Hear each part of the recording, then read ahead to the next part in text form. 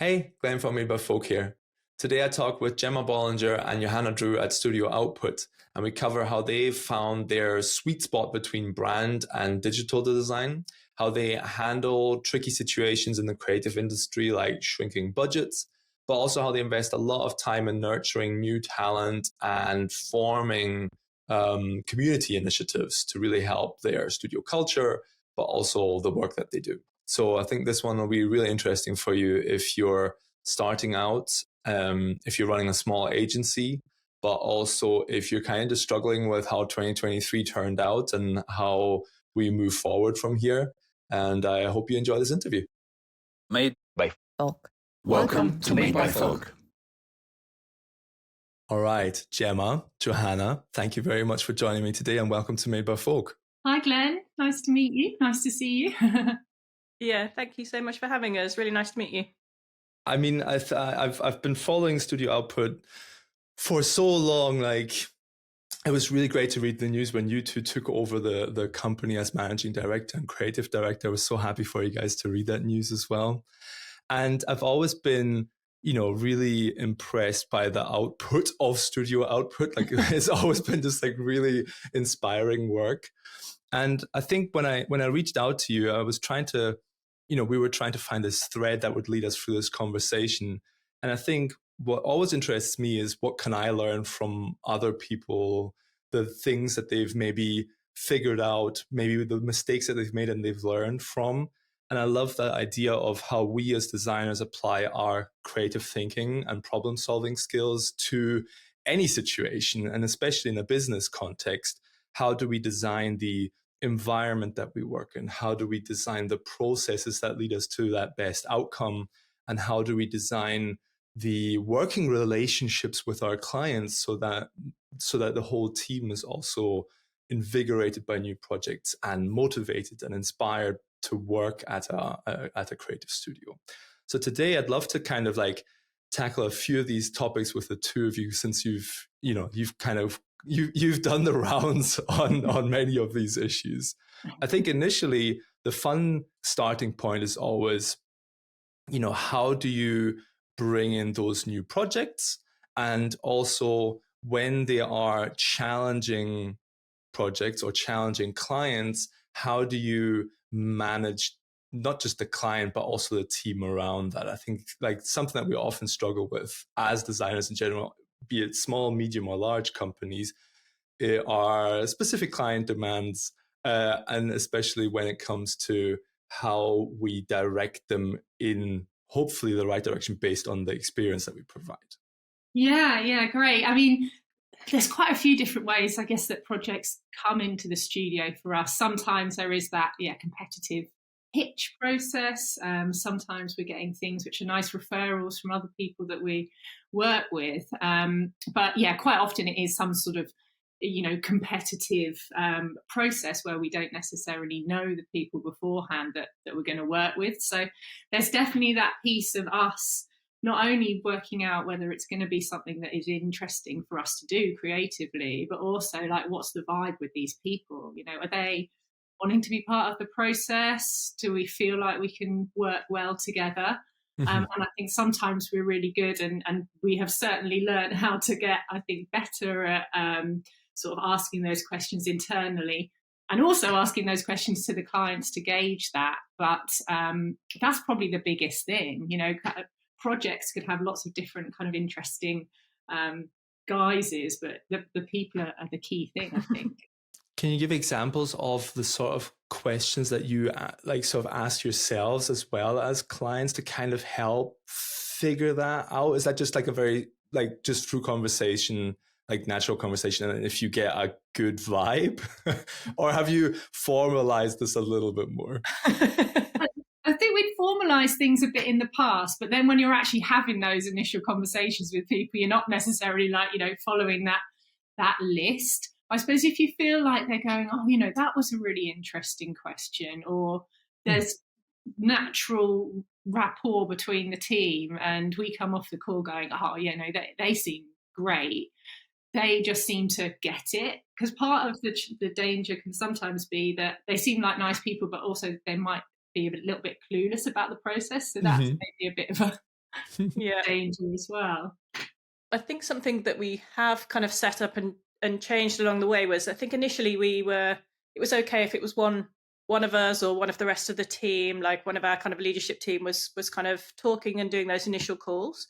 And I think then where issues then came along was it was one person's view on this group of people that could have a really interesting project, but they maybe didn't really understand the design process. But we'd sent in like a project manager to have the initial conversation or something like that, or they felt like I don't know, it was a kind of more of a strategist kind of leading the conversation, and there's not the kind of the visual creative, and it feels like it's just going to be a really weighty kind of thinking piece. It's like, hold on, like I think now we do things where there's a team of us, and like we handle all of those calls, and it's most of us are there for those kind of key moments. So it's not just one call, it's two. Even if you can't do the first one, so like Gemma might suss them out and see what's going on, and then we'll have a secondary call with the wider team. So that's kind of myself, kind of head of strategy, head of production, just to kind of see what's kind of going on, and is this something actually we're all vibing with rather than just one person's opinion. Because I think that's where in the past there has been then a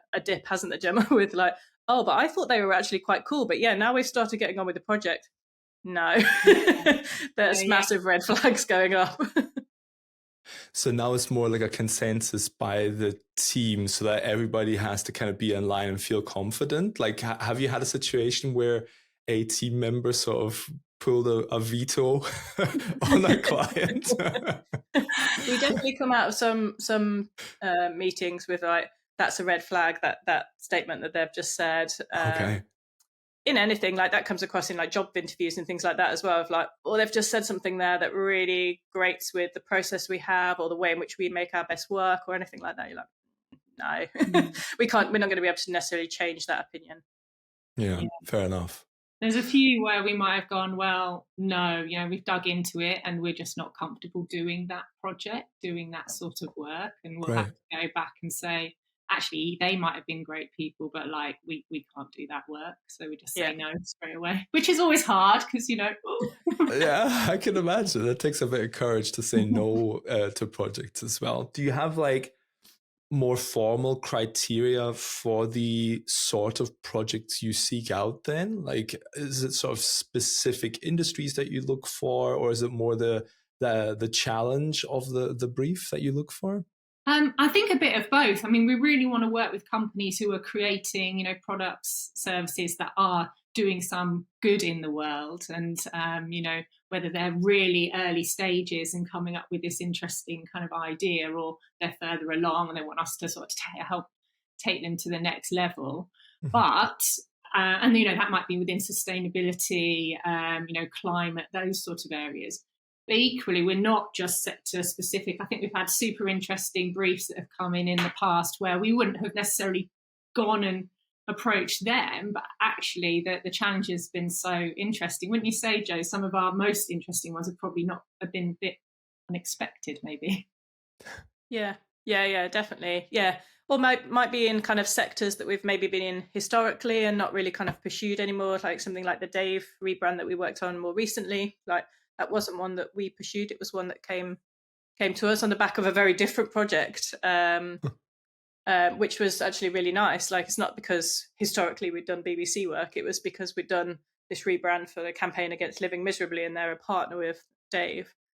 So like, oh, we've seen this work. Is that something you could kind of help us with? So I think, yeah, it's kind of comes from unexpected places as well as those that you're kind of really trying to kind of tap into. Amazing. So you briefly touched on how it's important for the team to vibe with a client, to like kind of have like a positive atmosphere for that team to be working in. Like, talk us through a little bit about the environment that you've created for the team to work in. Like, I presume you're sort of like a hybrid model these days. I think most creative studios are, where you spend some time together and some time at home. You're both at home today, I think. So that's for the internet. Talk us very through about the current setup, because I think the last time I came to your studio was many years ago in a previous office. So maybe just to give people an idea of what's that working environment like at Studio Output. We're definitely a hybrid model. I would say during COVID, I'm sure this is the case for many kind of agencies and businesses. Obviously, we're all working from home, so there wasn't really any point in keeping the office that we were in previously. So we essentially kind of got rid of that, worked from home, and then after kind of COVID and everyone was kind of returning to the real world, we kind of got like a what do we call it, Gem? Like a stopgap, a stepping stone kind of studio, which was kind of a little bit out of the centre of London. It was in Bethnal Green, like a great office, one that myself and Gem, in a little bit of our short-sightedness, kind of went and saw and thought, yeah, this is great. There's loads of pubs and things like that around. Super. Didn't notice the fact there was nothing for lunch or any services there apart from a Sainsbury's. But yeah, it was kind of like a test ground for us of like going and see, do people want to come into the office? Like, I think when we initially started going in, people were really struggling with a day of other things going on around them. We didn't necessarily have the right kind of meeting room set up. Everyone was still on their iMacs. There's like lots of things that were just like, oh, we're saying we'll do this and you'll work from home the rest of the time. But then when we're in the office, we're not making the best of our kind of the work or the environment or the scenario. So people were getting cross that they couldn't have calls with clients in the same way because there's no meeting room. You're kind of short talking over everyone, asking people to be quiet whilst other people are on a call, like having to go into like communal areas, which then there's no kind of soundproofing or anything like that to protect it. So I think it kind of came with its kind of problems but it was also a massive learning experience because we worked out, well, yeah, people do want to come into the studio more. There are people that do want to come into the studio more. I think like the creative team is really keen to be together and solving problems. And slowly those days went from like 1 to 2 to kind of 3. And none of those are kind of put out by us. We've kind of encouraged people to go in on a Thursday so that we can all do something together for people then that aren't working necessarily on a Friday. But people are just then casually just going in and it's theirs then to work in. But that Bethnal Green studio was very much a stopgap that then told us, okay, people now are willing, we'll get somewhere bigger and better. And Gemma, you can talk about that. Well, I was thinking what's been really good is it hasn't come from us saying to people, you've got to be in 3 days a week. It's sort of naturally gravitated to that, as Joe was saying. It's kind of gone to 3, or I do 2. But it's for people to decide, where can you do your best work? Yeah, creatively, it's good that we're together working on this project, or I'm going to have loads of calls today. I'm going to stay at home because that's going to be better for me. So yeah, it's nice that it feels like it's the team that's helped to evolve that rather than it just come from us. And the new studios definitely kind of made it much more appealing for everyone to come in. And what other sort of outside influences have changed your working process over the last couple of years while moving there? Like was there any specific situations or projects that maybe made you reset or rethink certain processes that you already had in place? Yeah, well, we definitely had a couple of really challenging clients, and it was in the depths of COVID, at the time when we could barely leave the house. Everyone had been working from home for a long time. It was in the middle of winter, and I think we had a number of projects that were very like time sensitive, but one client where we didn't go through our criteria pretty much, or actually we didn't get tons of red flags right at the start, but as the project started to go along, we were like, oh, wait a minute. So we'd kind of adapted our process to suit theirs, which in hindsight wasn't a great thing. So super tight timelines, making decisions in the meeting, moving on to the next sprint, no time to pause and think. But then also we had someone who was completely undermining the way that we were doing things and sort of saying one thing behind the scenes, and then you'd go into the meeting and they'd throw us under the bus and make us look bad. So the team were nervous, they were scared, they were worried about going into these meetings. So it just meant we didn't have that environment to do great creative work. So yeah, that was a tough one. And if I can ask, obviously without giving away any details, how did you handle that with the client then? Or did you guys just grin and bear it and just sort of like, try and get the most out of the project? Well, this is one of my biggest regrets over the last 3 years, and Joe and I talk about this quite a bit. Go straight to it. I think I just let it roll on because I've got a client services background. You know, you just end up being a bit of a people pleaser. I hate conflict. You're just like, oh, I hope this is just gonna like turn out better.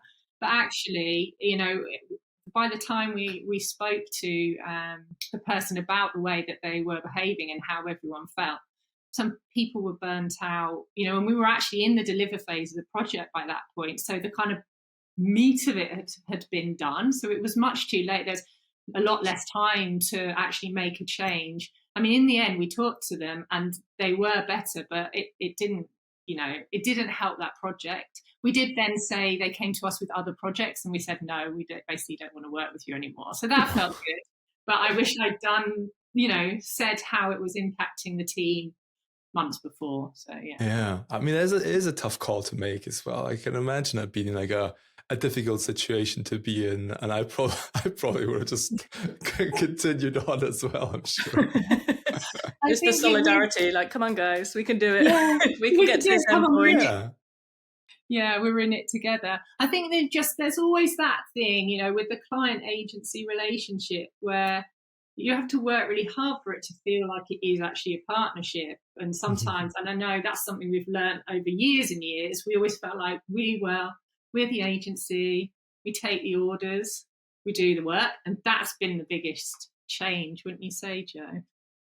Yes, I think we've kind of spoken about this kind of project being almost like, this kind of tipping point to two kind of new ways in which output kind of operates. I think one of them is very much now more of a kind of, we are a partner in this situation. We're not there to be bossed around, and we're not going to boss you around either, but we're going to work through this together.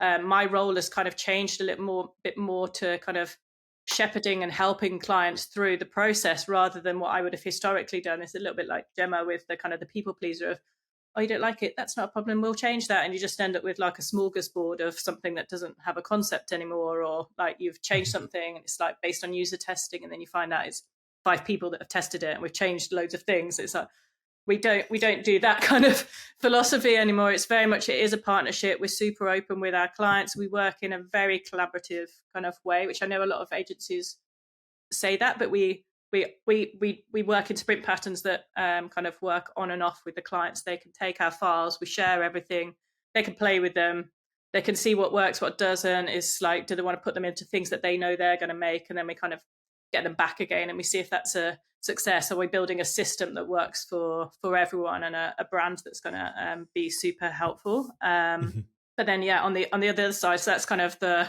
one tipping point. But then the other angle was, it also led us into thinking, well, people are really struggling here. We need to adjust the way in which we're working. This COVID times, obviously, the blurring of boundaries between like on work and off work, especially with tools that we have now, so cloud-based, everything's on your phone as well as your laptop. It's like everything just merged into one, didn't it? So I think we actually started to introduce something where we kind of tried to finish early on a Friday. So it was about 2:00 or something like that, wasn't it, Gemma? Like just after kind of what would have been just after the kind of lunchtime. And the aim was for everyone to kind of close down then. But essentially what kind of happens, we didn't kind of go about maybe that in a way that would have meant it was a real success. It was successful for some people, but we didn't communicate it to clients in the right way. So some clients were still needing to be serviced on a Friday. We still needed to have some calls put in and things like that. So it meant some people could finish regularly on a Tuesday, and then other people were continually never managing to escape, and maybe they finished an hour early or something like that in the end, but not the benefit of what we'd kind of set out. So that was like, in the same way as our office, that's point one of this kind of learning experience. Then we're like, okay, what do we know was working there? Do we want to try something else or kind of go back to normal way? And we decided let's kind of use that as a stepping ground, and let's try something kind of bigger and better. Yeah. So did you guys then move down to a 4-day week, or how did you handle the situation in the end? Yeah, so we thought a 9-day fortnight would be fortnight. Good one to try. Yeah, well, you do it special Fridays, don't you, Jo? I call it special Fridays, yeah. 9-day fortnight for me sounds like a Carol Vorderman kind of maths problem where I'm like, what? Whereas Special But it Friday, sticks. it's a Special Friday, great. But no, I think it's kind of memorable 9-day fortnight because it makes you think automatically. You're like, wait, what? Yeah, what does that mean? What I are we still don't talking about? understand what it means.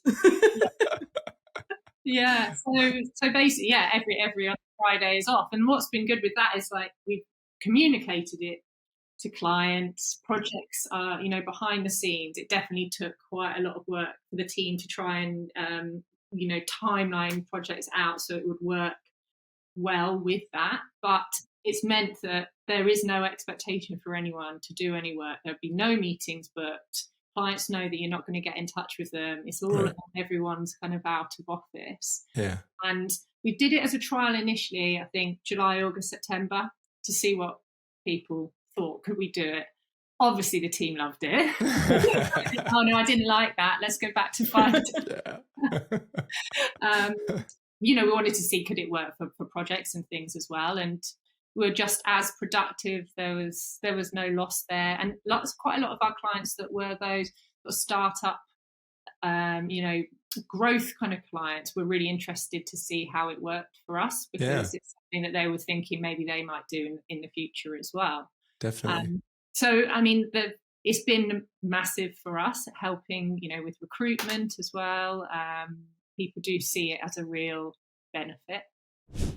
Let's take a quick break because I'd like to tell you more about Current, the place to see all of your team's work.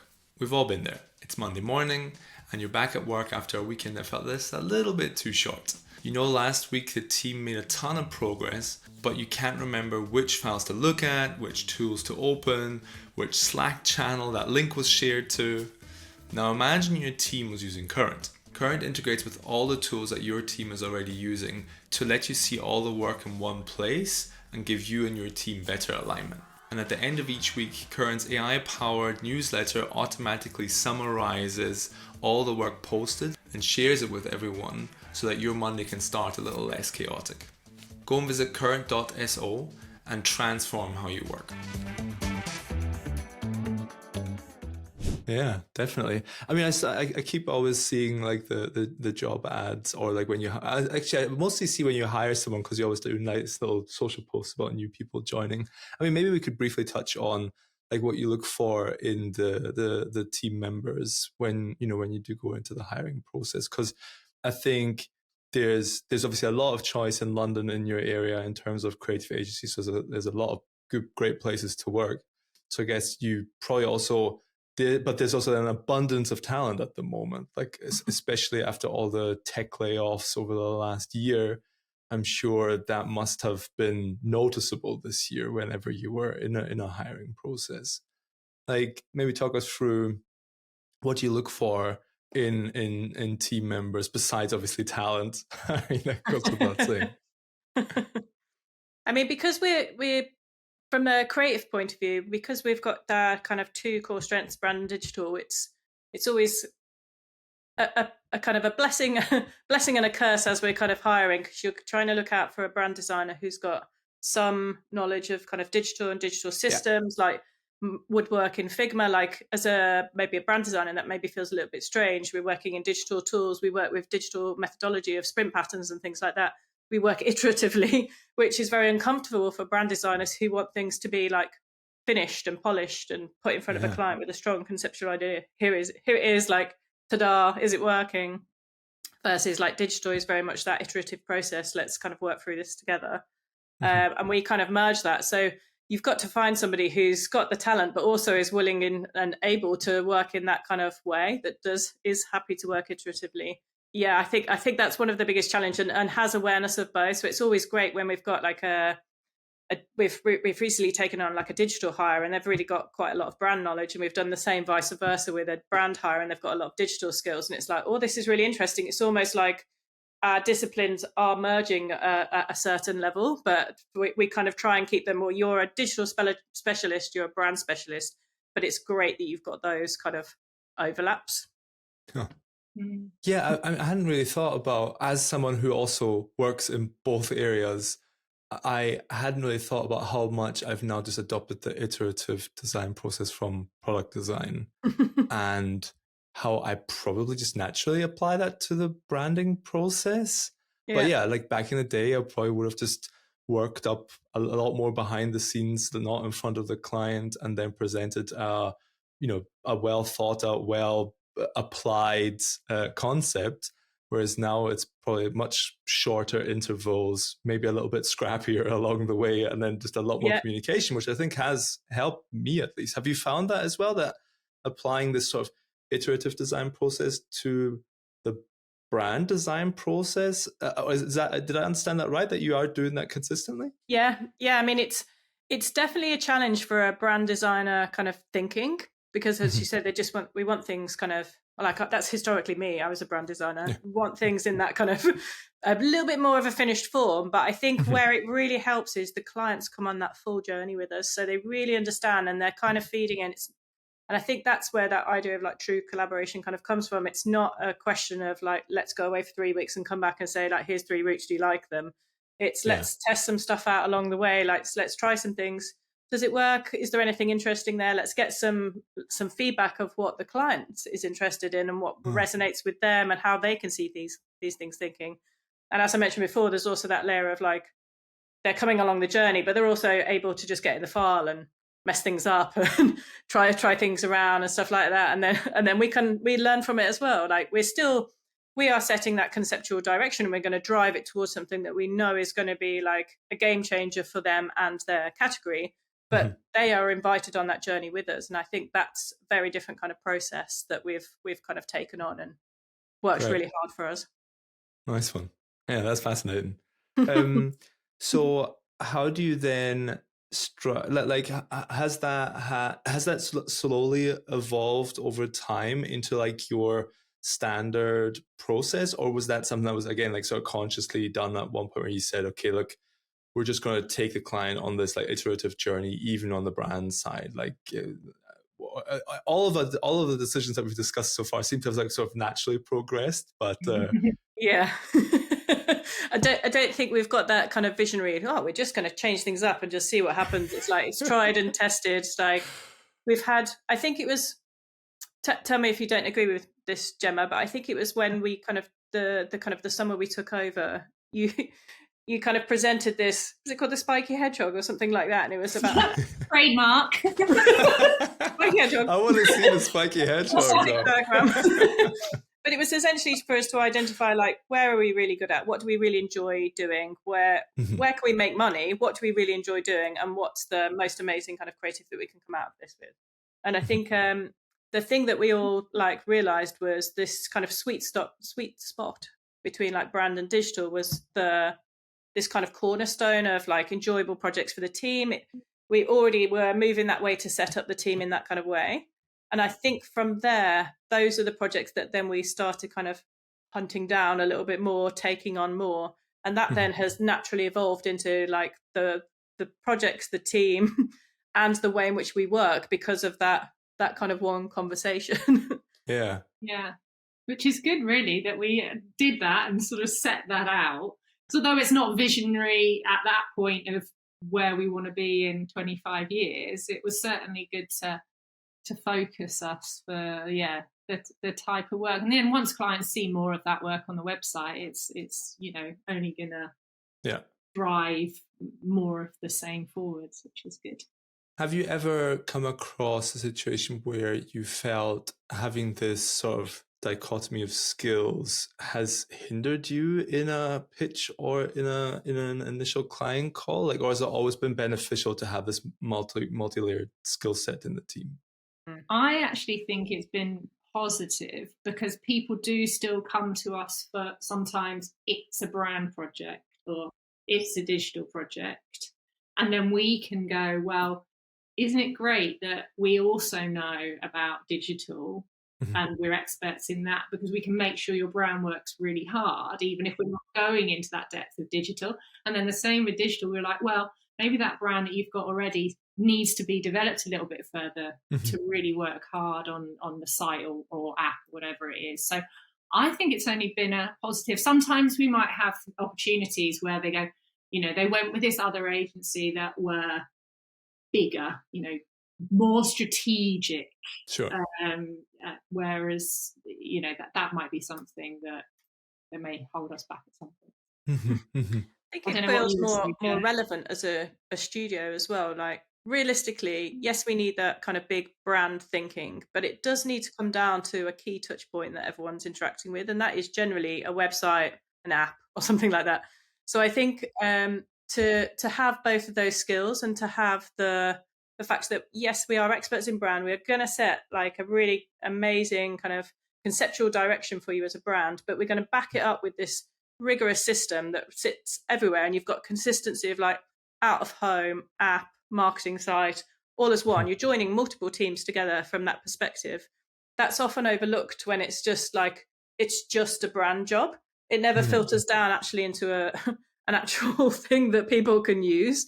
Like, oh, where's the UI color palette, or what do I do about like icons, or how do I talk about this kind of thing? And for us, the brand doesn't just like, it's not this like layer then sits across the top of anything. It's like driven in the same way as the brand work. It kind of, the digital experience lives and breathes the brand for every moment, from the way we like structure the site. It's linked back to the strategy, the components that are on it, the flow, and then yes, the brand that's kind of applied, and this kind of digital design system that comes off the back of it. But I think the opportunities we have when they come through the door of like, oh, we've got a new piece, new brand piece, but we have no idea now what to do with it in a tangible application like an app, like a website.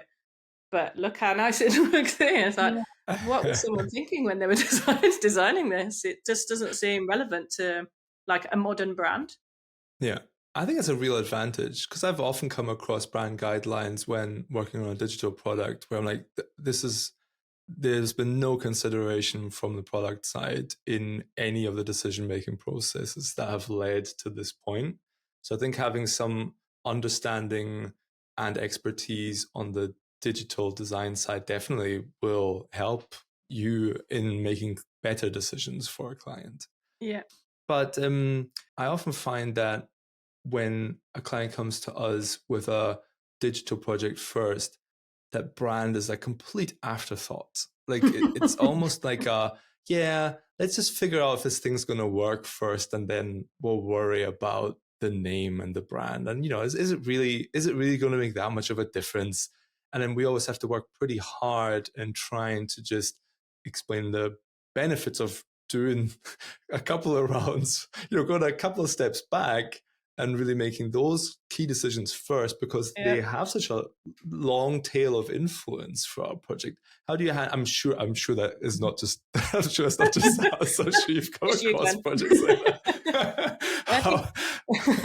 How do you handle those kind of requests where you like clearly know there should really be like at least a brand workshop at the bare minimum, but probably a complete overhaul?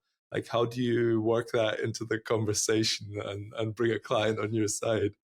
I think this is, again, something that's kind of evolved through our kind of learnings and what maybe clients want versus what we think we're kind of getting ourselves into. I used to call it brand by the back door, and I kind of mean that in the way they're not coming to us for the brand, but they think they're going to get a brand because they're asking for a website and they've got nothing to work with. And it's like, well, on one front, it's like, it's handy for us because it means we can evolve the project a little bit and we can make sure there is that thinking that goes into the kind of the structure, the way in which the site lives. But it is very kind of short-sighted, and the clients then think they've got a brand and like, oh, great. So we're going to do some social posts and some marketing now. Can we have some guidance on that? It's like, no. We're helping you create a site here. So I think it's an evolving process for sure. We don't do this kind of brand by the back door situation anymore. But we do have requests sometimes where the client comes to us and they're asking for a brand. And actually the main output is a site. It's like, do you ever need it to do anything else at the minute? Or is it actually better if you put all our energy into that? And I think vice versa. Just say, like, I think from our learnings, you're not going to get both, which is the one you want to put your hat on, and we'll help you with that. Yeah. I'm purely asking because I have a presentation tonight, and it's exactly the situation. I was like, oh man, I thought maybe I could get a good tip from you. Yeah, round by the back door. Trademark that. Trademark, yeah. All right. I think the other topic I wanted to talk about is sort of like, managing the workload within your team? So we talked about like the environment that you guys have created that sort of evolved over time, especially through the pandemic, and then also how you handle sort of new business and pitching and the client selection and bringing your team in to kind of give some consensus on if this is a project that we should approach. But I guess often we also have this problem where on a when times are good, you have more requests than you can handle. Like, do you kind of have like an overflow system where you hire in freelancers occasionally, or do you then have to be picky and try and like manage that funnel of new work? You're talking about this in a very, very positive way. Always yeah, no, at the moment it's maybe a bit tough, but in the future when things settle down a little bit again. Question my back to last summer.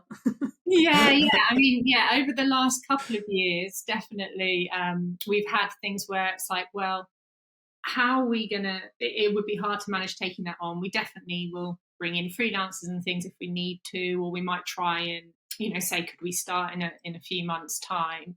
Or if we think it's not quite right for us, we will recommend other agencies that person should speak to. And actually then quite a lot of the time they've won that work, which has been great, so we can push work to other people.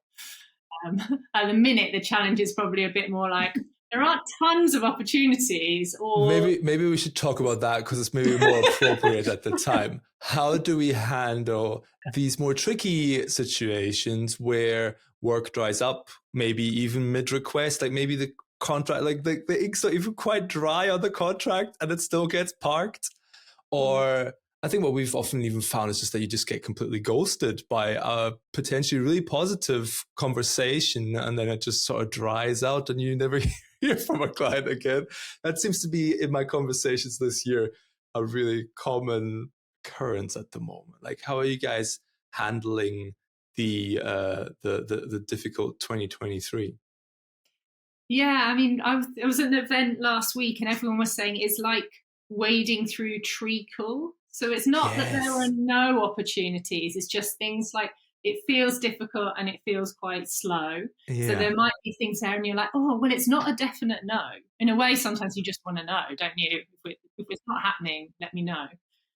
But I guess there's so much going on with those clients themselves that they're scared about releasing the budget and definitely pressing go. So we just try and stay in touch as much as we can and be saying like, anything we can do to help you get this. There's definitely less opportunities, but what the key thing we found is the budgets smaller for the work that needs to be done. So we've really had to think about, well, do we take on smaller projects than maybe we might have done in the past, or do we have to try and adapt our process a bit to be able to have a lean approach to some projects as well, where they might not need the rigor that we would maybe normally go through on something. Sure. Yeah, I think that's a good way of adjusting. Johanna, from like the creative side, like when you're working with like a smaller budget and you guys have to like crank out more work at a shorter pace, how does the team handling that?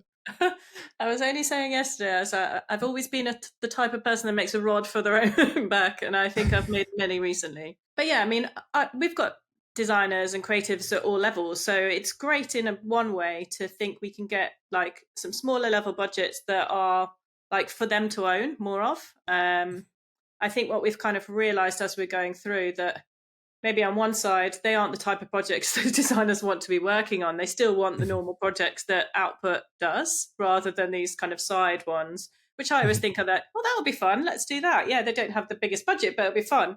Haven't checked that anyone ever wants to work on it. And then it's in play and it's like, oh, I'm having to do a little bit more help here. Or it's just been a little bit more of a kind of a problem for the team. But on the other side, we've got projects through that are really exciting and they're at that kind of earlier stage, like they're just getting like rounds of like a second round of investments. They're very early kind of growth and they need a brand that kind of a senior can, or like a mid and senior can kind of hold a little bit more of, and that just opens up like room for them to express themselves a little bit more kind of creatively. I think we've kind of had to do a little bit of a an internal review of like rate cards for certain projects and things like that. So rather than necessarily what would have been in the past, I guess, like the one consistent kind of whether the project is big or small, it's one rate card for the different designers. That would mean those designers who are less experienced would never actually be able to have the same amount of time or thinking, because they need 2 times or 3 times sometimes that time to get to the same conclusion that an experienced designer would get to in a couple of days. So Yeah. it's adjusting it to kind of combat that. So they have like, they have something to own, but they also have like the time that is really required to allow them to it. Yeah, it's a tricky challenge, definitely. I think especially for like sort of junior designers coming up at the moment, it's an interesting industry to come into. I remember when I came out of uni, being like an in-house designer at a company was almost like a dirty word. And now, through the whole advancement of technology and sort of tech startups and tech companies, I think it's become like a really interesting career path. But then last year, I think it was really difficult for a lot of the creative industry on that in-house side.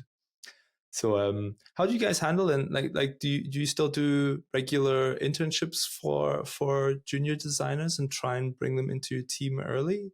Well, last year we were working, there's an organisation based in London called Lift, and they work with local London boroughs, and they have loads of different schemes where they're sort of part funded, so Great. part funded by the government, to get people that maybe haven't had that traditional background, say gone through uni in design, but really want to expose them to lots of different parts of the creative industries.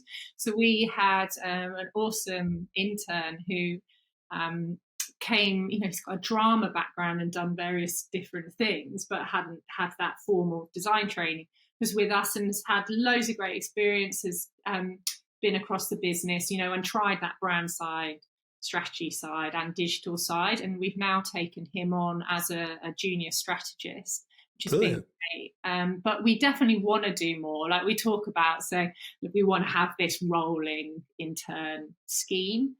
As a small agency, just the bandwidth that takes, I think, to be able to make sure people are getting the best experience of it when they're working with us.